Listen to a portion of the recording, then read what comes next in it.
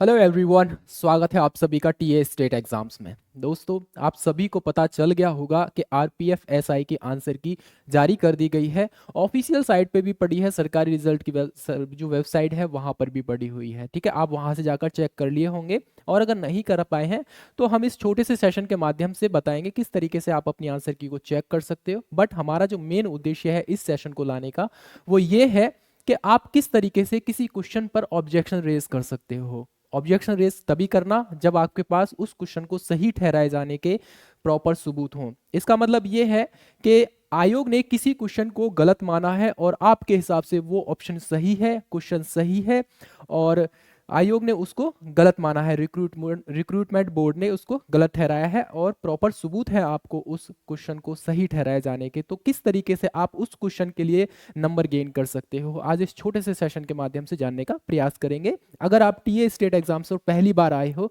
तो सब्सक्राइब जरूर कर लेना, सेशन पसंद आता है तो लाइक जरूर कर लेना। साथ में हम देखेंगे कि जो एक्सपेक्टेड कट ऑफ क्या रह सकती है, ये भी हम छोटा मोटा अनुमान लगाने का प्रयास करेंगे। ठीक है, जो भी हमारे साथी हैं जिनके मार्क्स वगैरह है प्राप्त किए हैं, उनके मार्क्स के अकॉर्डिंग हम देखेंगे क्या कट ऑफ रह सकती है। ठीक है, तो सबसे पहले तो आप चीज ये देख लीजिए, ऑफिशियल नोटिस है, पूरा नोटिस पढ़ने की कोई आवश्यकता नहीं है। यहाँ पर आप देख लेंगे 17 तारीख यानी कि कल शाम से, और आप देखोगे 22 तारीख तक, 22 तारीख की रात 12 बजे तक आपकी आंसर की वैलिड रहेगी और जो है ऑफिशियल साइट पर पड़ी रहेगी। आप वहां से चेक कर सकते हैं, यानी 17 तारीख से लेकर 22 तारीख तक आपकी आंसर की रहेगी, उसके बाद ये हटा दी जाएगी यहाँ पर साइट से।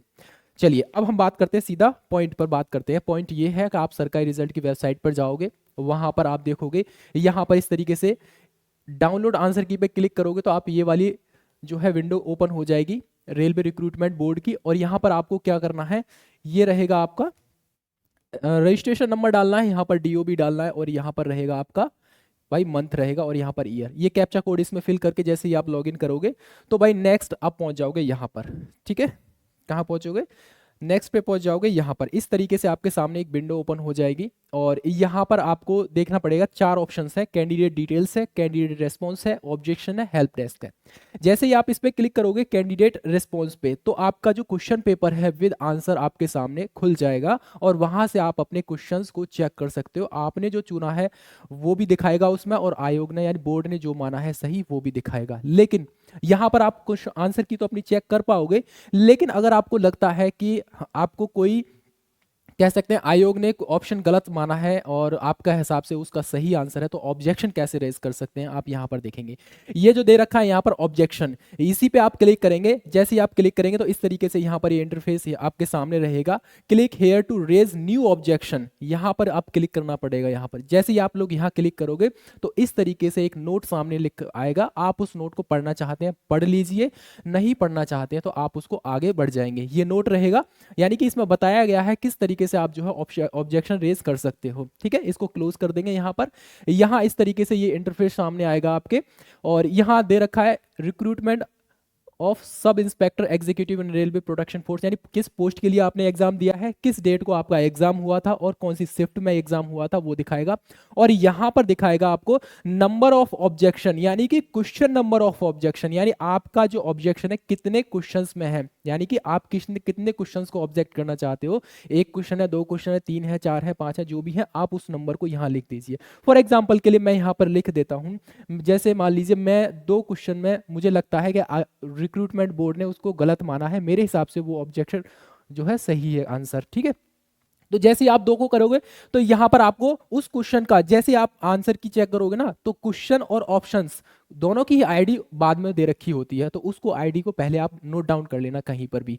उसके साथ आप देखोगे यहां पर पहले आपको क्वेश्चन की आईडी जो है वो मेंशन करनी पड़ेगी। यहाँ पर क्वेश्चन की आईडी को आप जो है मेंशन करोगे, और जिस लैंग्वेज में आपने क्वेश्चन को अटेम्प्ट किया है उस लैंग्वेज को यहाँ चूज करना पड़ेगा।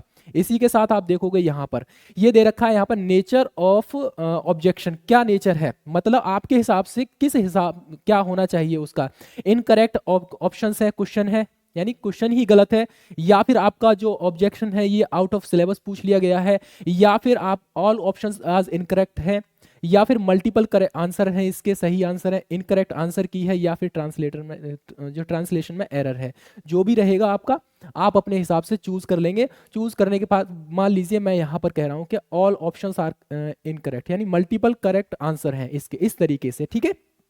अब आपको क्या करना है यहाँ पर, ठीक है, अब आपको ये काम करना है, जो आपके पास प्रॉपर सबूत है उस क्वेश्चन को ध्यान रखना, ऑथेंटिक सबूत होने चाहिए आपके पास, ऑथेंटिक बुक का कोई सोर्स होना चाहिए आपके पास, एनसीईआरटी है तो एनसीईआरटी का सोर्स होना चाहिए आपके पास, ठीक है। उसके बाद आप उसकी एक फोटो खींचोगे पूरी डिटेल के साथ और यहां पर उसको अपलोड कर दोगे, उस डॉक्यूमेंट को, ठीक है।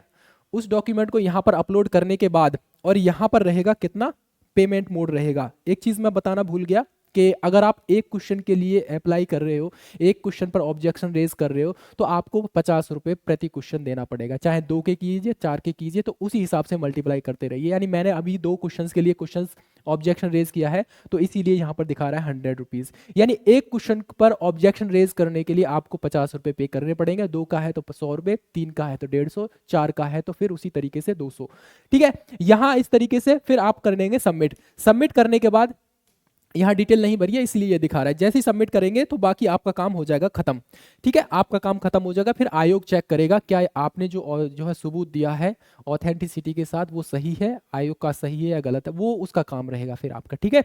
आयोग पर डिपेंड करता है वो सारी चीजें। फिर चलिए इस तरीके से आप जो है अपने क्वेश्चंस पर कह सकते हैं ऑब्जेक्शन रेज कर सकते हो, ठीक है। चलिए याद रखना, तभी ऑब्जेक्शन रेज करना है आपको जब आपके पास उसके प्रॉपर सबूत हों, ठीक है। चलिए अब हम देख लेते हैं यहाँ पर जो भी हमारे साथी थे उनके द्वारा जो है एक कह सकते हैं उनके मार्क्स हमारे साथ शेयर किए गए हैं, तो उनके हिसाब से क्या कट ऑफ रहेगी यहाँ पर, ठीक है। चलिए यहाँ पर एक छोटा छोटा सा अनुमान है ये हमारा, ठीक है, ध्यान रखना ये एक अनुमान है हमारा, ठीक है। आपका कुछ और हो सकता है, हमारा कुछ और हो सकता है। हमने जैसे ऑलमोस्ट कह सकते हैं 50 से ज़्यादा हमारे जो साथी हैं उनसे बात की है, अलग अलग तरीके से हमें अपने जो आंसर्स हैं, जो आंसर की है वो शेयर किए हैं, ठीक है। मार्क्स जो शेयर किए हैं हमारे हिसाब से इतनी कट ऑफ रह सकती है। अगर आपके क्वेश्चंस बनने हैं 84 85 के समथिंग, तो आपके चांसेस है पीएसटी के लिए, ठीक है। पीएसटी के लिए आपको बुला लिया जाएगा यहाँ पर 84 जिनके मार्क्स सॉरी क्वेश्चन सही हैं उनको बुला लिया जाएगा। आप देखोगे 84 अगर मार्क्स की बात करें तो यहाँ पर ये 92 93 प्लस पहुंच जाएगा नॉर्मलाइजेशन के बाद, 7 8 नंबर का नॉर्मलाइजेशन, 4 से 5 6 7 8 नंबर का नॉर्मलाइजेशन मिल जाता है इजीली, ठीक है। तो कुल मिलाकर ये है।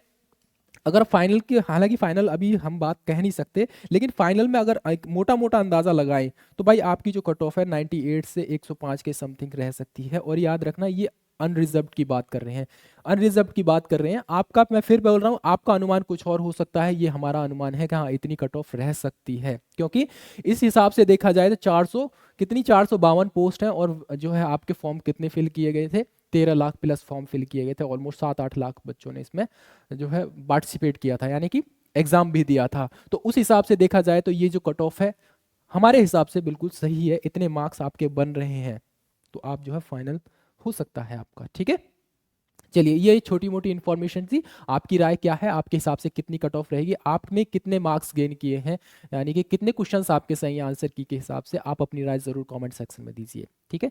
वीडियो इन्फॉर्मेटिव लगा है तो चैनल को सब्सक्राइब करके लाइक जरूर कर देना, ठीक है। मिलेंगे अनदर इन्फॉर्मेशन के साथ, तब तक के लिए अपना ख्याल रखिए, अपनों का भी ख्याल रखिए, मुझे इजाजत दीजिए। जय हिंद, जय भारत।